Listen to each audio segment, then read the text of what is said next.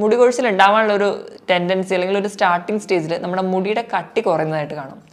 ആൺകുട്ടികളൊക്കെ ആണെങ്കിൽ നെറ്റി രണ്ട് സൈഡിലും കയറി നമുക്കൊരു എം ഷേപ്പിലാണ് മുടി കൊഴിയുക. പെൺകുട്ടികളൊക്കെ ആണെങ്കിൽ നമ്മൾ ചീവി വകച്ചിലെടുക്കുന്ന ഭാഗത്ത് മുടി പൊഴിഞ്ഞു പോകുന്നതായി കാണാം. മുടി കൊഴിച്ചിൽ ഉണ്ടാവാനുള്ള ഒരു ടെൻഡൻസി അല്ലെങ്കിൽ ഒരു സ്റ്റാർട്ടിങ് സ്റ്റേജിൽ നമ്മുടെ മുടിയുടെ കട്ടി കുറയുന്നതായിട്ട് കാണാം. ആൺകുട്ടികളൊക്കെ ആണെങ്കിൽ നെറ്റി രണ്ട് സൈഡിലും കയറി നമുക്കൊരു എം ഷേപ്പിലാണ് മുടി കൊഴിയുക. പെൺകുട്ടികളൊക്കെ ആണെങ്കിൽ നമ്മൾ ചീവി വകച്ചിലെടുക്കുന്ന ഭാഗത്ത് മുടി പൊഴിഞ്ഞു പോകുന്നതായി കാണാം. ഡയറ്റ് തന്നെ മുടിക്ക് വേണ്ടിയിട്ട് ഒന്ന് ഷിഫ്റ്റ് ചെയ്യുന്നത് നല്ലതാവും. രാവിലെ തന്നെ നമ്മൾ കഴിക്കുമ്പം പയറ്, കടല അങ്ങനെയുള്ള ധാന്യങ്ങൾ കൂടുതലായിട്ട് കഴിക്കുക, അല്ലെങ്കിൽ ഒരു ബൗള് പയറ് മുളപ്പിച്ചതൊക്കെ കഴിക്കുക. മുളപ്പിച്ച് കഴിക്കുമ്പോൾ അവർക്ക് ആൻറ്റി ഓക്സിഡൻറ്റ് പ്രോപ്പർട്ടി കൂടും.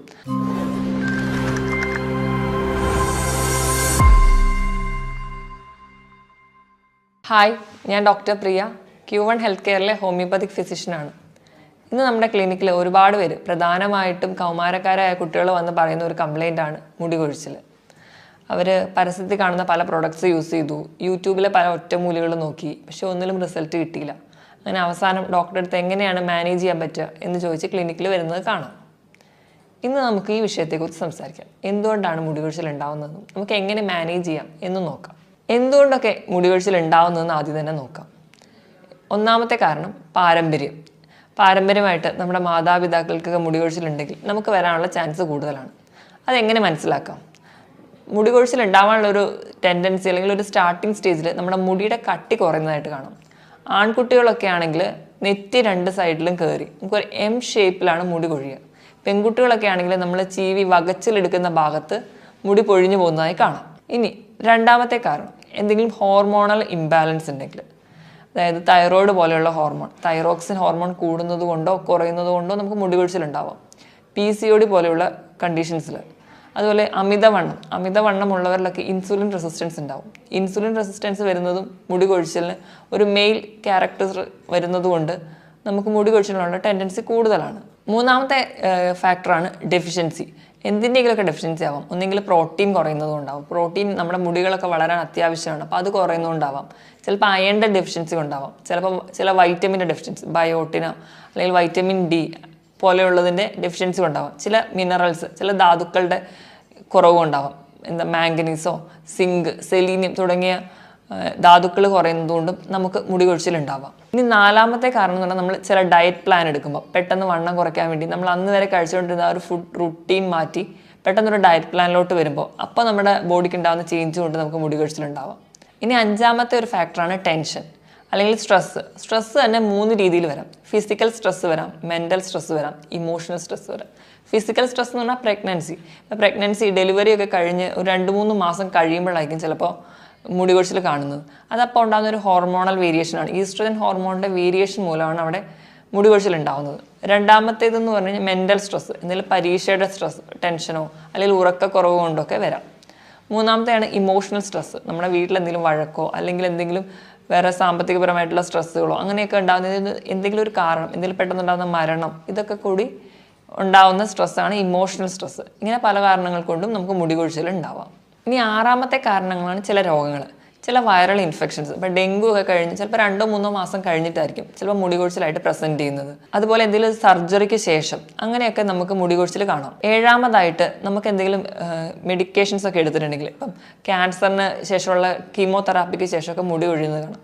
അതിന് കാരണം എന്താണെന്ന് വെച്ചാൽ നമ്മൾ ക്യാൻസറിന് കീമോതെറാപ്പിക്ക് ഉപയോഗിക്കുന്ന കെമിക്കൽസ് നമ്മളെ അൺസ്റ്റേബിൾ ആയിട്ടുള്ള കോശങ്ങളെയാണ് അഫക്റ്റ് ചെയ്യുക.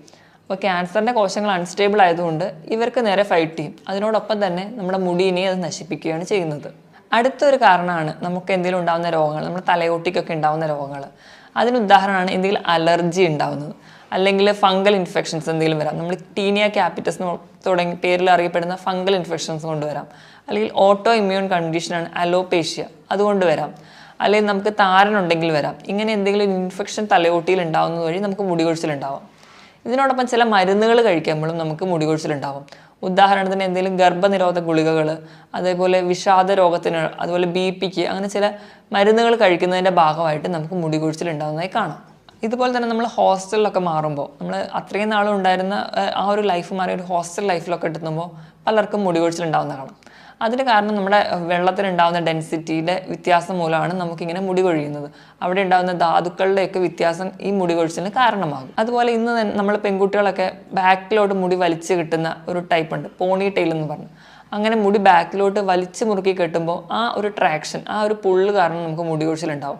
അതിന് ട്രാക്ഷൻ അലോപേഷ്യ എന്നാണ് പറയുന്നത്. ഇതിന് പുറമെ നമ്മൾ വെള്ളം ശരീരത്തിൽ കുറഞ്ഞാൽ, ഡീഹൈഡ്രേഷൻ ഉണ്ടായാലും മുടി കൊഴിച്ചിൽ ഉണ്ടാവാനുള്ള ചാൻസ് കൂടുതലാണ്. ഇതിനോടൊപ്പം തന്നെ നമുക്ക് വയറിൽ എന്തെങ്കിലും ബുദ്ധിമുട്ടുണ്ടെങ്കിൽ, എന്തെങ്കിലും അസിഡിറ്റിയുടെയോ അല്ലെങ്കിൽ ഗ്യാസിൻ്റെയോ ഒക്കെ പ്രശ്നമുള്ളവർക്ക്, എന്തെങ്കിലും ഫുഡ് അലർജി, പ്രത്യേകിച്ച് ഗ്ലൂട്ടൻ അലർജി, ചിലപ്പോൾ ചപ്പാത്തി, ഓട്സ് ഇതൊക്കെ കഴിച്ചിട്ട് അത് അലർജി ഉള്ളവർക്കും ഇങ്ങനെ മുടി കൊഴിച്ചിൽ ഉണ്ടാവുന്നതായി കാണാം. ഇതോടൊപ്പം തന്നെ പ്രായം ചെല്ലുമ്പം എല്ലാ കോശങ്ങളും കുറച്ച് വീക്കാണ്. അതുപോലെ തന്നെ നമ്മുടെ മുടിയുടെ കോശങ്ങളും കുറച്ച് വീക്കാവുന്നതുകൊണ്ട് വളർച്ചയുടെ ക്വാണ്ടിറ്റി കുറവായിരിക്കും. അങ്ങനെയും നമുക്ക് മുടി കൊഴിച്ചിൽ ഉണ്ടാവുന്നതായി കാണാം. അതുപോലെ തന്നെയാണ് നമ്മൾ ഹെയർ സ്റ്റൈൽ ചെയ്യാൻ വേണ്ടി യൂസ് ചെയ്യുന്ന എന്തെങ്കിലും ഹെയർ കളറോ അല്ലെങ്കിൽ സ്ട്രെയിറ്റ് ചെയ്യാൻ വേണ്ടിയിട്ട് ഉപയോഗിക്കുന്ന കെമിക്കൽസോ ഇതുവഴി നമുക്ക് മുടി കൊഴിച്ചിൽ ഉണ്ടാവുന്നത് ഇന്ന് കോമൺ ആണ്. ഇനി നമുക്ക് നമ്മുടെ തലയോട്ടിയെ ബാധിക്കുന്ന മുടി കൊഴിച്ചിലിന് കാരണമാവുന്ന ചില അസുഖങ്ങൾ നോക്കാം. ഒന്നാമത്തേതാണ് അലോപേഷ്യ ഏരിയേറ്റ. അലോപേഷ്യ ഏരിയേറ്റ എന്ന് പറയുന്നത് ഒരു ഓട്ടോ ഇമ്മ്യൂൺ കണ്ടീഷനാണ്. ഓട്ടോ ഇമ്മ്യൂൺ എന്ന് പറയുമ്പോൾ തന്നെ നമ്മുടെ ശരീരത്തിലെ പ്രതിരോധ ശക്തി ഇവിടെ മുടികളുടെ ഫോളിക്കിളിനെയാണ് അഫക്റ്റ് ചെയ്യുന്നത്. അതുവഴി നമുക്ക് മുടി കൊഴിച്ചിൽ ഉണ്ടാവുന്നു. ഇത് കുട്ടികളെയും മുതിർന്നവരെയും ബാധിക്കുന്നു. ഇങ്ങനെ ഒരു പാച്ചായിട്ട്, ഒരു ഗ്രൂപ്പായിട്ട് മുടി പോകുന്നിടത്ത് പ്രത്യേകിച്ച് വേദനയോ ചൊറിച്ചിലോ അങ്ങനത്തെ ബുദ്ധിമുട്ടുകളൊന്നും കാണില്ല. നമ്മൾ തുടക്കത്തിൽ ഇത് ശ്രദ്ധിക്കാതിരിക്കുമ്പോൾ ചെറിയൊരു കോയിൻ്റെ വലുപ്പത്തിലായിരിക്കും പോകുന്നത്. പിന്നീട് അത് വലിയ പാച്ചായി പോകുന്നു. പിന്നീട് നമ്മുടെ കൺതടങ്ങളിലെയും പുരുകത്തിനെയും ഒക്കെ മുടി കൊഴിയാൻ വേണ്ടി കാരണമാകുന്നുണ്ട്. ഇനി രണ്ടാമതായിട്ട് കോമൺ ആയിട്ട് കാണുന്ന ഒരു കണ്ടീഷനാണ് ടീന ക്യാപിറ്റസ്. അതെന്ന് പറഞ്ഞാൽ നമ്മളൊരു പൂപ്പൽ ബാധ്യതയാണ്, ഒരു ഫംഗൽ ഇൻഫെക്ഷനാണ് തലയോട്ടിയിൽ. ഇവിടെ ആകുമ്പം വട്ടത്തിൽ മുടി ഇങ്ങനെ കൊഴിഞ്ഞു പോകും. അതിന് പോയി കഴിഞ്ഞാൽ ആ ഏരിയ ഒരു റെഡായിട്ടിരിക്കും. അവിടെ നല്ല ചൊറിച്ചിലുണ്ടാവും. അതുപോലെ സ്കെയിലായിട്ട് വീണ്ടും വീണ്ടും ഇങ്ങനെ മുടി പോയിക്കൊണ്ടേയിരിക്കും. ആ പോയ സ്ഥലത്ത് ചെറിയ കുരുപ്പുകളായിട്ട് വരുന്നുണ്ടാവും. ആ കുരുപ്പുകൾ പൊട്ടി അതിൽ നിന്ന് പഴുപ്പും ചലവും ഒക്കെ ഒലിക്കുന്നതായിട്ടും കാണാം. ഇത് നമ്മൾ സ്പ്രെഡ് ചെയ്യുന്നൊരു കണ്ടീഷൻ. ഇപ്പം നമ്മുടെ വീട്ടിൽ ഒരാൾക്കുണ്ടെങ്കിൽ തന്നെ അത് മറ്റുള്ളവർക്കും വരാനുള്ള ഒരു ചാൻസ് കൂടുതലാണ്. ഇപ്പം നമ്മൾ എന്തൊക്കെ കാരണങ്ങൾ കൊണ്ടാണ് മുടി കൊഴിഞ്ഞു പോകുന്നത് നോക്കി. ഇനി കൊഴിഞ്ഞു പോയ മുടി നമുക്ക് വേഗം വളരാൻ നമ്മൾ എന്തൊക്കെ ശ്രദ്ധിക്കണം നോക്കാം. അതിൽ ഒന്നാമത്തെ ഫാക്ടറാണ് ഫ്ലൂറൈഡ്. ഫ്ലൂറൈഡിൻ്റെ അളവ് നമ്മുടെ ശരീരത്തിൽ കൂടിയാൽ അത് മുടി കൊഴിച്ചിൽ കൂടാനുള്ള ചാൻസ് ഉണ്ട്. നമുക്ക് എങ്ങനെയൊക്കെ ഫ്ലൂറൈഡുകൾ ശരീരത്തിൽ എത്തുമെന്ന് നോക്കാം. ഒന്ന്, നമ്മൾ കുടിക്കുന്ന വെള്ളം വഴി നമുക്ക് ഫ്ലൂറൈഡ് എത്താം. അപ്പോൾ അത് തടയാൻ വേണ്ടിയിട്ട് ഫിൽറ്റർ ചെയ്ത വെള്ളം ഉപയോഗിക്കുക. രണ്ടാമതായിട്ട് ഫ്ലൂറൈഡ് കണ്ടൻറ്റുള്ള ടൂത്ത് പേസ്റ്റുകൾ ഇന്ന് നമ്മുടെ നാട്ടിലൊക്കെ ഉണ്ട്. അപ്പോൾ അതിൻ്റെ ഉപയോഗം കുറച്ച് ഫ്ലൂറൈഡ് ഇല്ലാത്ത ടൂത്ത് പേസ്റ്റുകൾ ഉപയോഗിക്കാൻ ശ്രദ്ധിക്കുക. മൂന്നാമതായിട്ട് നമ്മൾ ചായയുടെ ഉപയോഗം കുറയ്ക്കുക. ചില ഫ്ലൂറൈഡ് മണ്ണിലടങ്ങിയിട്ടുള്ള സ്ഥലങ്ങളിലെ തേയിലയ്ക്ക് ഫ്ലൂറൈഡിൻ്റെ അബ്സോർപ്ഷൻ കൂടുതലാണ്. അതുകൊണ്ട് നമുക്ക് തേയിലയിലും ഇതിൻ്റെ ക്വാണ്ടിറ്റി കൂടുതലായി കാണാം. അതുകൊണ്ട് തന്നെ ചായയുടെ ഉപയോഗം കുറയ്ക്കുന്നത് വഴി നമുക്ക് ഫ്ലൂറൈഡ് അകത്തെത്തുന്നത് കുറയ്ക്കാനും പറ്റും. രണ്ടാമതായിട്ട് സൾഫേറ്റിൻ്റെ ക്വാണ്ടിറ്റി കുറയ്ക്കാൻ നോക്കുക. സൾഫേറ്റ് മെയിൻലി നമ്മുടെ ഷാമ്പൂലും കണ്ടീഷണറിലൊക്കെ ഇന്ന് ധാരാളമായിട്ട് അടങ്ങിയിട്ടുണ്ട്. ഈ സൾഫേറ്റ് എന്തെന്ന് വെച്ചിട്ടുണ്ടെങ്കിൽ നമ്മുടെ മുടിയിലെ പ്രോട്ടീനും നശിപ്പിക്കും.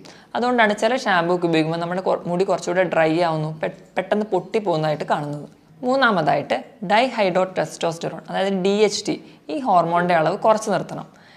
ഡൈഹൈഡ്രോ ടെസ്റ്റോസ്റ്റെറോൺ എന്ന് പറയുന്നത് പുരുഷ ഹോർമോണായ ടെസ്റ്റോസ്റ്റെറോണിൻ്റെ ഒരു വകഭേദമാണ്. പുരുഷ ഹോർമോണായ ടെസ്റ്റോസ്റ്റെറോൺ 5-ആൽഫ റിഡക്ടേസ് എന്ന് പറയുന്ന എൻസൈം ആക്ട് ചെയ്തിട്ടാണ് DHT ഉണ്ടാവുന്നത്. അപ്പോൾ നമ്മൾ 5-ആൽഫ റിഡക്ടേസ് എന്ന് പറയുന്ന എൻസൈം കുറയ്ക്കുന്നത് വഴി നമുക്ക് DHT കുറയ്ക്കാൻ പറ്റും. ഇനി എങ്ങനെയൊക്കെയാണ് നമുക്ക് ഈ എൻസൈം കുറയ്ക്കുക എന്ന് നോക്കാം. അതിനായിട്ട് ഒന്നാമത്തെ, ഗ്രീൻ ടീ ഉപയോഗിക്കുക. ഗ്രീൻ ടീ നമ്മൾ കഴിക്കുന്നത് വഴിയും അതുപോലെ തന്നെ അത് തലയിൽ വാട്ടറുമായിട്ട് മിക്സ് ചെയ്ത് പുരട്ടുന്നത് വഴിയും നമുക്ക് ഈ എൻസൈമിൻ്റെ അളവ് കുറയ്ക്കാൻ പറ്റും. രണ്ടാമതായിട്ട് ഉള്ളിയുടെ ജ്യൂസ് നമ്മൾ കഴിക്കുന്നതും അതുപോലെ തന്നെ അത് വാട്ടറുമായിട്ട് മിക്സ് ചെയ്തിട്ട് തേക്കുന്നതും നല്ലതാണ്. മൂന്നാമതായിട്ട് ആപ്പിൾ സിഡർ വിനെഗർ, ഇത് ഉപയോഗിക്കുന്നതും ഇത് നമ്മൾ തലയിൽ പുരട്ടുന്നതും നമുക്ക് ഈ എൻസൈം കുറയ്ക്കാൻ സഹായിക്കും. അതുപോലെ തന്നെ നമ്മുടെ ഭക്ഷണത്തിൽ മഞ്ഞൾ, അതുപോലെ മത്തൻ്റെ സീഡ്സ്, ഇതൊക്കെ കൂടുതലായിട്ട് ഇൻക്ലൂഡ് ചെയ്യുന്നത് നല്ലതാണ്. അത് ഈ എൻസൈമിനെ കുറയ്ക്കും. അതുപോലെ സിങ്ക് കൂടുതൽ അടങ്ങിയിരിക്കുന്നത് കക്ക, ചിപ്പി, അങ്ങനെ കടൽ മത്സ്യങ്ങളിലൊക്കെയാണ്. ഇത് കൂടുതലായി കഴിച്ചാലും നമുക്ക് ഈ എൻസൈമിൻ്റെ അളവ് കുറയ്ക്കാം. ഈ എൻസൈം കുറയ്ക്കുന്നത് വഴി നമുക്ക് DHT കുറയ്ക്കാം. DHT കുറച്ച് കഴിഞ്ഞാൽ കഷണ്ടി ഉണ്ടാവാനുള്ള ചാൻസ് നമുക്ക് വളരെയധികം കുറയ്ക്കാവുന്നതാണ്. നാലാമതായിട്ട് ഭക്ഷണത്തിൽ പ്രോട്ടീൻ്റെ അളവ് കൂട്ടുക. നമ്മുടെ കൊളാജനും കെരാറ്റിനും ഒക്കെ മുടിക്ക് ആവശ്യമായിട്ടുള്ള ഘടകങ്ങളാണ്. ഇതിന് വേണ്ടിയിട്ട് പ്രോട്ടീൻ അടങ്ങിയ ഭക്ഷണങ്ങൾ കഴിക്കുക. പാല്, മുട്ട, മീൻ, ഇറച്ചി, അതുപോലെ വെജിറ്റബിൾസ്, അതുപോലെ തന്നെ പയറ്, കടല, പരിപ്പ് തുടങ്ങിയവ കൂടുതലായിട്ട് കഴിക്കുക. അഞ്ചാമതായിട്ട് B കോംപ്ലക്സ് വൈറ്റമിൻസിന് വേണ്ടിയിട്ട് കൂടുതലായിട്ട് കഴിക്കണം. ബി കോംപ്ലക്സ് വൈറ്റമിൻസ് ഉണ്ടെങ്കിൽ ബയോട്ടിനൊക്കെ ഉണ്ടാവുള്ളൂ. അത് നമ്മുടെ മുടി വളരാൻ അത്യാവശ്യമാണ്. അതിന് കൂടുതലായിട്ട് ഇലക്കറികളും തവിടടങ്ങിയ ധാന്യങ്ങളും കൂടുതലായി കഴിക്കുക. അടുത്തായിട്ട് നമുക്ക് വേണ്ട ഒരു ധാതുവാണ് സെലീനിയം. സെലീനിയം കൂടുതലായിട്ട് കടൽ മത്സ്യങ്ങളിൽ ഞണ്ട്, കൊഞ്ച്, കണവ, ചിപ്പി, അതുപോലെ കൂണിലൊക്കെ ഒരുപാടുണ്ട്. സെലീനിയം ഒന്നാമത് നമ്മുടെ സ്ട്രെസ്സ് കുറയ്ക്കുന്നുണ്ട്. സ്ട്രെസ് ഹോർമോണായ കോർട്ടിസോളിനെ കൺട്രോൾ ചെയ്യാം. അതുപോലെ തൈറോയ്ഡ് ഫംഗ്ഷനൊക്കെ നോർമലാക്കാൻ സഹായിക്കും. അതുവഴി നമുക്ക് മുടി കൊഴിച്ചിലൊക്കെ പ്രിവെൻറ്റ് ചെയ്യും. പിന്നെ നമ്മൾ ഭക്ഷണത്തിൽ പ്രൊബയോട്ടിക്സ്, തൈരൊക്കെ കഴിക്കുന്നത് വളരെ നല്ലതാണ്. ഇത് നമുക്ക് വൈറ്റമിൻ B12 സപ്ലൈ ചെയ്യുകയും ചെയ്യും. നമുക്ക് കുറച്ചുകൂടെ ആരോഗ്യമുള്ളൊരു ശരീരം ഉണ്ടാവാനും സഹായിക്കുന്നുണ്ട്. ഈസ്ട്രജൻ ഹോർമോണിൻ്റെ ലെവൽ മെയിൻറ്റെയിൻ ചെയ്യുന്നത് വഴി നമുക്ക് മുടി കൊഴിച്ചിൽ തടയാം. അതെങ്ങനെയാണെന്ന് വെച്ചിട്ടുണ്ടെങ്കിൽ മെയിൻലി നമുക്ക് കിട്ടുന്നത് ക്രൂസിഫറസ് വെജിറ്റബിൾസ് ആണ്. ക്രൂസിഫറസ് വെജിറ്റബിൾ എന്ന് പറഞ്ഞാൽ ക്യാബേജ്, കോളിഫ്ലവർ, ബ്രക്കോളി തുടങ്ങിയ വെജിറ്റബിൾസാണ് ക്രൂസിഫറസ് എന്ന് പറയുന്നത്. ഈ വിഭാഗത്തിലുള്ള ഇലക്കറികളൊക്കെ കഴിക്കുന്നത് വഴി നമുക്ക് ഈസ്ട്രജൻ ഹോർമോണിൻ്റെ ലെവൽ മെയിൻറ്റെയിൻ ചെയ്യാൻ പറ്റും. അപ്പോൾ നമ്മളെല്ലാവരും ചിന്തിക്കും ഇതൊക്കെ ഗോയിട്രോജൻസ് അല്ലേ? നമ്മൾ നല്ലപോലെ കുക്ക് ചെയ്യുകയാണെങ്കിൽ ഇതിൻ്റെ ഗോയിട്രോജൻസ് നശിപ്പിക്കുകയും അതുവഴി നമുക്ക് ആവശ്യമുള്ള കമ്പോണൻറ്റ് മാത്രം ശരീരത്തിൽ കിട്ടുകയും ചെയ്യുന്നു. ഇനിയിപ്പോൾ ഹാഷിമോട്ടോ തൈറോയിഡൈറ്റിസോ അങ്ങനെ എന്തെങ്കിലുമൊക്കെ ഉള്ള ആൾക്കാരാണെങ്കിൽ, അങ്ങനെ എന്തെങ്കിലും ഹോർമോണൽ ഇംബാലൻസ് ഉള്ളവരാണെങ്കിൽ ഗ്ലൂട്ടൻ ഫ്രീ ആയിട്ടുള്ള ഡയറ്റ്, അതുപോലെ പാൽ ഉൽപ്പന്നങ്ങളും കുറയ്ക്കുക. ഗ്ലൂട്ടൻ ഫ്രീ ആയിട്ടുള്ള ഡയറ്റ് എന്ന് പറഞ്ഞാൽ നമ്മൾ ചപ്പാത്തി, ഓട്സ് ഒക്കെ മാക്സിമം അവോയ്ഡ് ചെയ്യാൻ തന്നെ ശ്രദ്ധിക്കണം. അതുപോലെ തന്നെ നമ്മൾ സിലിക്കൺ ഡയോക്സൈഡ് അത് കൂടുതലായിട്ട് ഭക്ഷണത്തിൽ ഇൻക്ലൂഡ് ചെയ്യാൻ വേണ്ടി ശ്രമിക്കുക. അത് നമ്മുടെ മുടിക്ക് ഉള്ളു തോന്നിക്കാനും മുടി കുറച്ചുകൂടെ കട്ടിയിൽ വളരാനും മുടിക്ക് കുറച്ചുകൂടെ ബലം കൊടുക്കാനും സഹായിക്കുന്നു. അത് മെയിൻലി കാണുന്നത് ഏത്തപ്പഴത്തിലുണ്ട്, നമ്മുടെ തവിട് അടങ്ങിയിട്ടുള്ള അരിയിലുണ്ട്, ചില പച്ചക്കറികളിലൊക്കെ ഇലക്കറികളിലൊക്കെ കാണുന്നുണ്ട്. ഇതുവരെ നമ്മൾ മുടി കൊഴിച്ചിൽ എങ്ങനെയാണ് ഉണ്ടാവുന്നത്, അല്ലാതെ നമുക്ക് എങ്ങനെ മാനേജ് ചെയ്യാം, പെട്ടെന്ന് മുടി വളരാൻ എന്തൊക്കെ കഴിക്കണം എന്നൊക്കെ നോക്കി. ഇനി നമുക്ക് കംപ്ലീറ്റ് ആയിട്ട് നമ്മുടെ ലൈഫ് സ്റ്റൈലിൽ എന്തൊക്കെ മാറ്റം വരുത്തണം നോക്കാം. അതിനായിട്ട് ആദ്യം ഭക്ഷണത്തിൽ തന്നെ നമുക്ക് മാറ്റം വരുത്തണം. ഹെൽത്തി ആയിട്ടുള്ളൊരു മുടി ഉണ്ടാവണമെങ്കിൽ നമ്മുടെ ശരീരവും ഹെൽത്തി ആയിരിക്കണം. അതിനുവേണ്ടി നമ്മൾ ആദ്യം തന്നെ ജങ്ക് ഫുഡ്സും ഹോട്ടൽ ഫുഡ്സും മാക്സിമം ഒഴിവാക്കുക. പ്രോസസ്ഡ് ഫുഡ്, അതുപോലെ മൈദ അടങ്ങിയിട്ടുള്ള ബേക്കറി ഐറ്റംസ്, ഓവറായിട്ടുള്ള മധുരം അടങ്ങിയിട്ടുള്ള ഭക്ഷണങ്ങൾ, ഹൈ ഫ്രക്ടോസ് കോൺ സിറപ്പ്, റെഡ് മീറ്റ്, അതുപോലെ ഒരുപാട് വറുത്തതും പൊരിച്ചതും ഗ്രില്ല് ചെയ്ത ഭക്ഷണങ്ങൾ, ഇതൊക്കെ നമ്മുടെ ശരീരം തന്നെ ദോഷം ചെയ്യും. അത് നമ്മുടെ മുടിക്കും ദോഷം ചെയ്യും. അതുകൊണ്ട് മാക്സിമം ഇങ്ങനത്തെ ഫുഡ് അവോയ്ഡ് ചെയ്യാം. അതിന് പകരം കുറച്ചുകൂടെ ഹെൽത്തി ആയിട്ടുള്ള ഫുഡ് കഴിക്കുക. അതായത് വെജിറ്റബിൾസും ഫ്രൂട്ട്സും കൂടുതലായിട്ട് കഴിക്കുക. അയൺ അടങ്ങിയ ഭക്ഷണങ്ങൾ കൂടുതൽ കഴിക്കുക. ഡേറ്റ്സ്, മാതളം, പപ്പായ, ഉണക്കമുന്തിരി, അതുപോലെ റാഗി തുടങ്ങിയ ഭക്ഷണങ്ങളൊക്കെ കൂടുതലായിട്ട് കഴിക്കുന്നത് വഴി നമുക്ക് ഇരുമ്പിൻ്റെ അംശം ശരീരത്തിൽ എത്താൻ പറ്റും. അതുപോലെ ബയോട്ടിന് വേണ്ടിയിട്ട് ഇലക്കറികൾ കൂടുതലായിട്ട് കഴിക്കുക. ദിവസവും മുട്ട കഴിക്കുക. അതുവഴി നമുക്ക് പ്രോട്ടീൻ കിട്ടും. അതുപോലെ പയറ്, കടല, പരിപ്പ് തുടങ്ങിയ ധാന്യങ്ങളൊക്കെ കൂടുതലായിട്ട് കഴിക്കുക. ഭക്ഷണത്തിൽ ഇങ്ങനെയൊക്കെ മാറ്റം വരുത്തുന്നതിനോടൊപ്പം ദിവസവും ഒരു 2 മുതൽ 3 ലിറ്റർ വരെ വെള്ളം കുടിക്കാൻ വേണ്ടി ശ്രദ്ധിക്കണം. വൈറ്റമിൻ D കുറഞ്ഞാലും നമുക്ക് മുടി കൊഴിച്ചിലുണ്ടാവുന്നു. അതിനുവേണ്ടി എന്നും രാവിലെ ഒരു 20 മിനിറ്റെങ്കിലും രാവിലത്തെ ഇളം വെയിൽ അല്ലെങ്കിൽ ഉച്ച കഴിഞ്ഞ് ഒരു 3 മണിക്ക് ശേഷമുള്ള വെയിൽ കൃത്യമായി കൊള്ളാൻ വേണ്ടി ശ്രദ്ധിക്കുക. അതിനോടൊപ്പം തന്നെ വൈറ്റമിൻ D കിട്ടാനായിട്ട് പാലും മുട്ടയും ഇലക്കറികളും കഴിക്കേണ്ടതാണ്. ഇപ്പം മെൻ്റൽ സ്ട്രെസ്സോ അങ്ങനെ ടെൻഷനോ ഒക്കെ ഉള്ളവരാണെങ്കിൽ യോഗയും മെഡിറ്റേഷനും ഒരു ബ്രീത്തിങ് എക്സസൈസൊക്കെ ചെയ്ത് ഒന്നുകൂടെ റിലാക്സ് ആവാൻ വേണ്ടി നോക്കുക. അതിനുവേണ്ടി ഒരു മോർണിംഗ് വാക്കൊക്കെ ചെയ്യുന്നത് നല്ലതാണ്. ഇനി നമുക്ക് മുടി കൊഴിച്ചിലൊരു ഭയങ്കര ബുദ്ധിമുട്ടായിട്ട് മാറുന്നുണ്ടെങ്കിൽ നമ്മുടെ ഡയറ്റ് തന്നെ മുടിക്ക് വേണ്ടിയിട്ട് ഒന്ന് ഷിഫ്റ്റ് ചെയ്യുന്നത് നല്ലതാവും. രാവിലെ തന്നെ നമ്മൾ കഴിക്കുമ്പോൾ പയറോ കടല അങ്ങനെയുള്ള ധാന്യങ്ങൾ കൂടുതലായിട്ട് കഴിക്കുക. അല്ലെങ്കിൽ ഒരു ബൗള് പയറ് മുളപ്പിച്ചതൊക്കെ കഴിക്കുക. മുളപ്പിച്ച് കഴിക്കുമ്പോൾ അവർക്ക് ആൻറ്റി ഓക്സിഡൻറ്റ് പ്രോപ്പർട്ടി കൂടും. അത് നമ്മുടെ എന്തെങ്കിലും ഇൻഫ്ലമേഷനോ നീർക്കെട്ടോ ഒക്കെ കോശങ്ങളുണ്ടെങ്കിൽ അത് തടയാനും സഹായിക്കും. ഉച്ചയ്ക്കാണെങ്കിൽ നമ്മൾ കഴിക്കുമ്പം ചോറിൻ്റെ അളവ് കുറച്ചിട്ട് പച്ചക്കറികൾ കൂടുതലായി കഴിക്കുക. സാലഡ്സ് കൂടുതലായി കഴിക്കുക. സാലഡ്സിനോടൊപ്പം ഒലിവ് ഓയിലൊക്കെ ചേർത്ത് കഴിക്കുന്നത് ആൻറ്റി ഓക്സിഡൻറ്റ് പ്രോപ്പർട്ടി കൂട്ടും.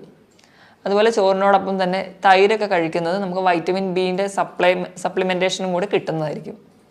വൈകിട്ട് ചായയോ കാപ്പിയോ ഒക്കെ മാറ്റി അതിന് പകരം നട്ട്സ് കഴിക്കുക. ആൽമണ്ടും വാൽനട്ടും ഒക്കെ കഴിക്കുന്നത് വഴി നമുക്ക് omega-3 ഫാറ്റി ആസിഡ് കൂടുതലകത്ത് ചെല്ലാൻ പറ്റും. ഇപ്പോൾ രാത്രിയത്തെ ഭക്ഷണമൊക്കെ സ്കിപ്പ് ചെയ്തതിന് പകരം നമുക്ക് സീസണൽ ഫ്രൂട്ട്സ് കഴിക്കാം. ഓട്സ് ഒക്കെ കഴിക്കുന്നവരാണെങ്കിൽ അതിനോടൊപ്പം തന്നെ ഫ്ലാക്സ് സീഡൊക്കെ ആഡ് ചെയ്യുന്നത് നല്ലതാണ്. അത് നമുക്ക് കുറച്ചുകൂടി പ്രോട്ടീൻ കണ്ടൻസും കൂടുതലായിട്ട് കിട്ടാനും സഹായിക്കുന്നുണ്ട്. ഈ പറഞ്ഞ പോലെ തന്നെ ഒരു ഡയറ്റ് ചാർട്ടൊക്കെ ഉണ്ടാക്കി നമ്മൾ കൃത്യമായിട്ട് ഫുഡ് കഴിക്കുക, അതുപോലെ വെള്ളം കുടിക്കുക, ഒരു 7 മണിക്കൂറെങ്കിലും ദിവസം ഉറങ്ങുക. നമ്മുടെ മെൻ്റൽ സ്ട്രെസ്സൊക്കെ റിലീവ് ചെയ്യാൻ വേണ്ടിയിട്ട് യോഗയൊക്കെ ചെയ്യുന്നതൊക്കെ നല്ലതാണ്. ഇതിനോടൊപ്പം തന്നെ ഹോമിയോപ്പതിയിൽ ഫലപ്രദമായ ചികിത്സയും ലഭ്യമാണ്. മറ്റൊരു ഹെൽത്ത് ടോപ്പിക്കുമായിട്ട് വീണ്ടും കാണാം. Thank you.